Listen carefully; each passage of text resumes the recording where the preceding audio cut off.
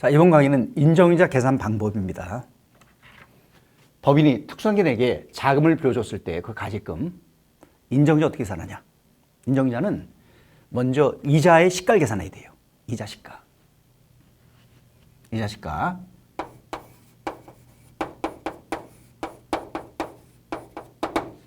가지금 적수.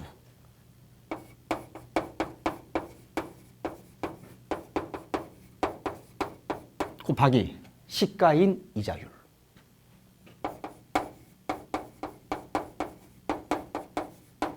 곱하기 365분의 1. 이게 이자의 시가입니다. 이 금액과 약정이자를 비교하는 거예요. 이자 받기로 한 게 얼마입니까? 약정한 거.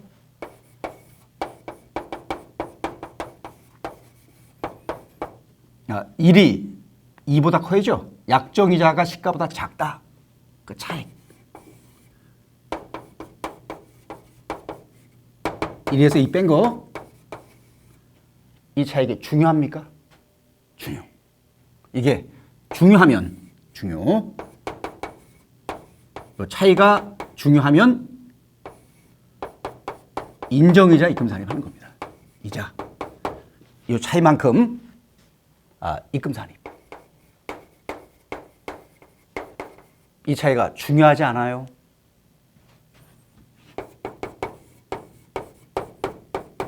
인정이자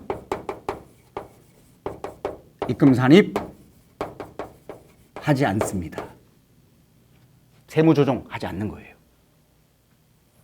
자, 먼저 그러면 가지금 적수죠.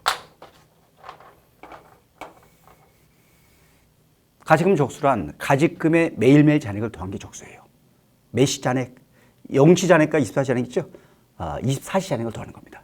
낮에 돈을 빌려주면 0시는 없었죠. 낮에 생겼죠? 잔액이 있습니다. 초일 산입하는 거예요. 가지금 회수하면 아침에 있었는데 밤에는 없죠? 넣지 마세요. 몇 시 잔액? 24시 잔액. 보통 다른 적수 계산할 때는 월말 잔액에 일수를 곱하는 방식도 있습니다. 그러나 가지금 적수는 그렇게 계산 안 해요. 간편법 적용하지 않습니다. 또 하나, 동일한 사람에게 가지금하고 가수금이 같이 있다. 예를 들어서 사장님에게 돈을 빌려준 거예요. 4월 달쯤에 가지금 적수가 있죠. 돈을 5월에 회수했습니다. 그런다 하반기 가서 8월쯤에 회사 자금이 좀 어려운 거예요. 사장님이 돈을 빌려주셨어. 그래서 10월에 갚은 거예요, 돈을. 그럼 같은 연도에 상반기에는 사장님 가지금이 생겼고 하반기에는 사장님 가수금이 생겼어요. 가수금. 무상대요, 무상차입입니까? 상계하세요. 상계해 보니까 가지금이 좀 남는다. 그걸 집어넣는 거예요. 여기다. 상계하니까 가수가 더 많다. 넣지 마세요. 0입니다. 그래서 동일한 사람에 대한 가지금과 가수금이 함께 있다. 같은 연도에 적수계산 상계. 자, 그런데 지난번 제가 어느 회사를 갔더니 시야공단인 회사였었어요. 그 경립과장님이 저한테 이제 물어보세요. 회계사님, 저희 사장님 가지금하고 회장님 가수금을 상계할 수 있나요? 그러면서 하는 말이 회장님은 사장님의 아버지래. 아버지와 아들의 가지금 가수금은 상계할 수 없습니다. 왜? 동일인이 아니잖아요. 동일한 사람 걸 상계하는 거예요. 동일한 사람 거. 동일인이 아닙니까? 상계하면 안 돼. 또 하나, 아무리 동일인이라 하더라도 별도 약정 맺고서 빌려준다. 그건 상계할 수 없습니다. 별개권이에요. 그러니까 무상대 무상채입은 상계. 별도 약정 맺은 건 상계하지 마세요. 자, 그 다음에 시가인 이자율. 이건 뭐냐?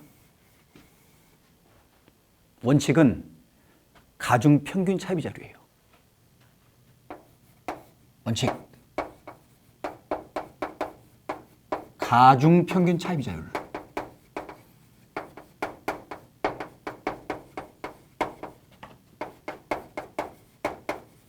그리고 특례 두 번째는 당좌 대출이랍니다. 예외 규정, 예외. 당좌 대출이자율. 두 가지가 있습니다. 첫 번째, 가중평균 차입이자율. 자, 예를 들어서 우리 회사 대표사에게 2019년 8월 1일 날에 자금 대여를 하려고 합니다. 지금 대여를 하는 중이에요. 대여 당시 차입금은 어떤 게 있나요? 이 당시 8월 1일 현재 대여 당시 차입금, 대여 당시 이날 현재 회사 차입금.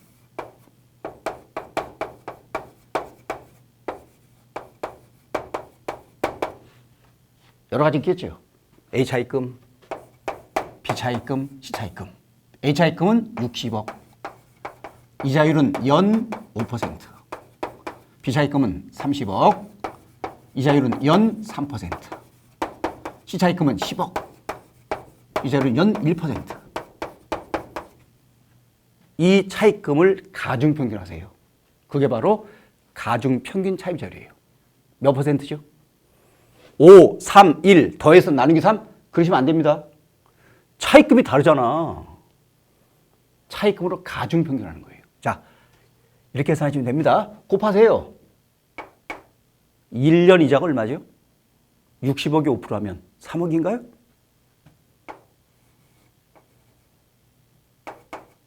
맞죠? 10%면 6억이고 5%니까 3억. 얼마죠? 9천만 원?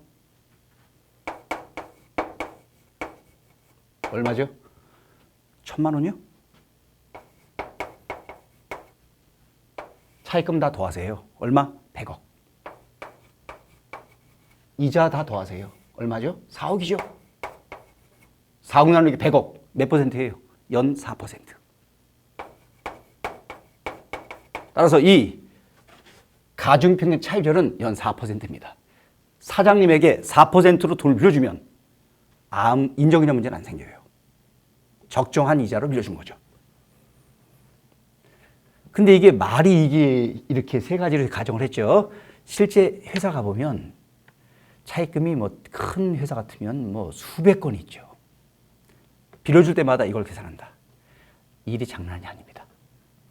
그래서 별로 좋은 방식은 사실 제가 볼 때는 아닌 것 같아요. 너무 복잡해, 계산이. 업무가 너무 많죠. 자, 일단 이게 원칙입니다. 원칙은. 그러면 주의할 점은 이렇게 가중평균 차입자 계산할 때 모든 차입금을 다 넣는 거냐? 그건 아니에요. 제외되는 것도 있어요. 어떤 걸 제외하냐? 첫 번째, 특수환경 차입금 안 넣어. 왜? 특수환경 간에는 친하기 때문에 이자율 조절이 가능해요. 이자율 조절 통해서 이걸 조정할 수 있죠. 조절할 수 있습니다. 그래서 인정하지 않는 거예요. 첫 번째, 특수환경 차입금 안 넣어. 두 번째, 차입금이 가공 성격인 것이 있어요. 채권자 불분명 사채이자 그런 것들, 또는 채권 발행을 했는데 채권의 소유자가 누군지 분명치 않아. 비실명 채권 및 증권이자. 그리고 연지급 수입, 유산스, 이자 같은 거 안 넣어요. 그 차입금. 또 장견불 매입 채무 같은 거 안 넣어. 그러면 이자율은 뭐죠? 두 가지 이자율이 있죠. 고정금리와 변동금리. 고정금리는 똑같죠. 차입할 때나 지금이랑 똑같아요. 변동금리는 문제는 차입할 때 이자율하고 지금 대여 당시 이자율과 다를 수도 있어요. 예를 들어 이 차입금이 변동금리다. 차입 당시는 연 6%였었어요. 금리가 요즘 좀 인하되는 추세죠. 그래서 금리가 이렇게 조정이 된 거예요. 지금 현재로 하면 5%예요. 그러면 6% 차입금은 갚은 거로 보고 5%로 다시 빌린 거로 봅니다. 그래서 항상 대여 당시 이자 쓰는 거예요. 언제 거? 대여 당시 거. 이 당시, 대여 당시. 자, 그 계산 사례는 보시기 바랍니다. 자, 두 번째. 이제 당좌대출자료죠. 자, 법인이 자금을 빌려줄 때는 가중평균 차입률로 하는 게 원칙입니다. 그러나 일정한 요건을 갖추면 일정한 경우는 당좌대출을 써서 이자를 계산해요. 첫 번째, 가중평균 차입비율 계산이 불가능한 경우에 불가능. 어떤 경우죠? 차입금 3개 다가 특수한계 차입금이야. 계산 못 하잖아. 그것도 안 넣는 거잖아요. 어떡하죠? 이거 쓰셔야죠. 자, 차입금 3건 다가 채권자 불분명 사채자예요. 계산 불가능. 그거 안 써. 이거 쓰셔야죠. 차입금 전부 다가 비실명 채권주권. 이거 안 써. 이걸로 하세요. 계산이 불가능합니다. 또 하나 주의할 점은 법인 간의 자금 대여할 때, 법인 간에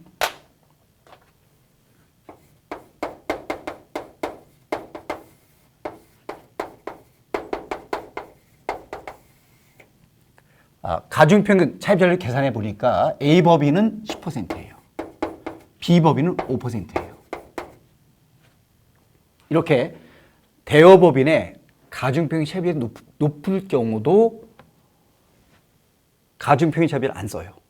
당좌대시를 써서 이자를 계산합니다. 왜죠? 이게 높으면 이자를 얼마로 정하든 간에 부당이상 문제가 생깁니다. 예를 들어서 10% 빌려주게 되면 이 법인은 문제가 없죠. 그렇지만 이 법인은 딴 데서는 5%에 빌리면서 특수한계한테 10% 빌렸기 때문에 고율 차입으로 부당이상분이 걸립니다. 또는 이쪽 기준으로 5%에 빌려주게 되면 이쪽이 저율 대여로 걸려요.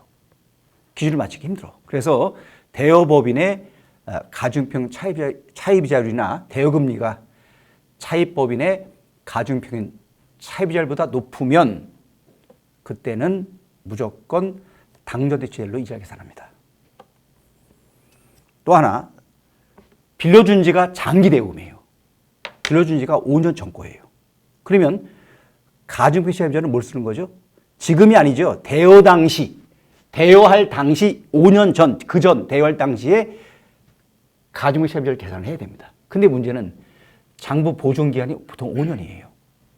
5년 전에 장부를 파괴해버리면 차입금을 알 수가 없어서 계산이 불가능해지는 거죠. 그래서 계산 못할 수 있습니다. 5년 전 거면. 그래서 5년 전의 것은 무조건 당좌대출로 이자를 계산하도록 규정을 두고 있는 겁니다. 대여한 날부터 올해 말까지가 5년 초과하는 대여금. 자, 이제 이거 주의하셔야죠. 법인이 우리 회사는 차입금이 너무 많아서 가중평균 차입비율 쓸 수가 없다. 도저히 못 쓰겠다. 그래요? 쓰지 마세요. 쓰지 마시고 우리는 당좌대출을 쓰겠다라고 선택해서 신고하시면 법인세 신고할 때 신고하는 같이 신고할 때 체크해서 내는 겁니다. 내면은 선택한 거로 봐서 그 해와 그 다음에까지는 의무적으로 당좌대출을 쓰셔야 됩니다. 한 번 선택하면 몇 년이에요? 3년. 그 해와 다음해까지. 그게 마지막 겁니다. 해당 법인이 법인세 신고와 함께 당좌대출을 시가로 선택하여 한 경우는 선택한 사업연도와 신고할 때 낸 거죠. 그 해와 그 다음에 그 후 2개 연도까지는 당좌대출을 시가로 봅니다. 자, 이거 지금 현재 재판 걸린 사건 중에 하나입니다. 어떤 법인이 2010년부터 2011, 2012, 2013, 2014, 2015년까지 하나, 둘, 셋, 넷, 다섯, 6년입니다. 이자를 적용할 때, 인정이자 계산할 때 이걸 썼어요. 당대출 선택. 대출, 이자를 선택. 해서 다음에도 이걸 쓰고 그 다음도 이걸 썼어요. 그 다음도 이걸 쓰고 2014년도는 이걸 쓴 거예요. 가중평균 차입비자율.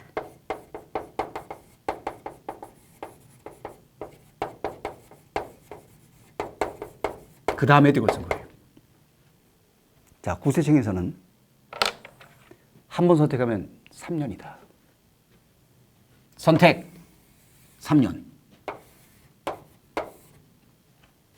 또 선택 3년 써야 된다. 그런데 왜 임의적으로 2014, 15년도는 왜 당좌대출을 써야 되는데 왜 가중평균 차입비자를 썼냐? 이 부분을 2014와 2015년도 이 두 개 연도를 이자를 다시 계산한 거예요. 이걸 추가로 과세한 겁니다. 회사 불복, 조직 심판원, 이의 없다, 기각, 행정소송. 행정소송이 고등법원까지 가 있어요. 대법원에 가 있습니다. 지금 현재. 1심 서울 의정부 지방법원 1심이었어요. 의정부 지방법원서 국승. 한 번 선택하면 3년이다. 선택, 그 해와 그 다음에까지 의무 적용. 또 선택, 그 다음에 의무 적용해야 된다는 겁니다. 서울 고등법원 국승, 대법원 진행 중. 또 하나 대구지방법원도 이와 똑같은 사건이 터졌어요. 역시 대구지방법원도 국승. 고등법원은 현재 사건 진행 중에 있습니다. 대구. 그래서 이런 주의하실 점이 한 번 선택하면 몇 년이에요? 그 해와 그 다음에까지 의무 적용한다는 걸 주의하셔야 됩니다. 자, 또 하나 중요성 기준. 중요합니까? 안 중요합니까? 중요성 기준은 차이나는 금액이 첫째 3억 이상 됩니까? 중요한 거예요. 차이나는 금액이 시가에 대비한 비율 5% 이상 됩니까? 중요한 거예요. 그러니까 중요성 기준은 두 가지죠. 3억 이상 또는 5% 이상. 어느 하나만 갖추면 중요한 겁니다. 그러나 3억도 안 되고 5%도 안 된다. 부당의 문제는 없는 겁니다. 괜찮아요. 자, 인정이자 세무 조정은 다음 강의 때 보겠습니다. 수고하셨습니다.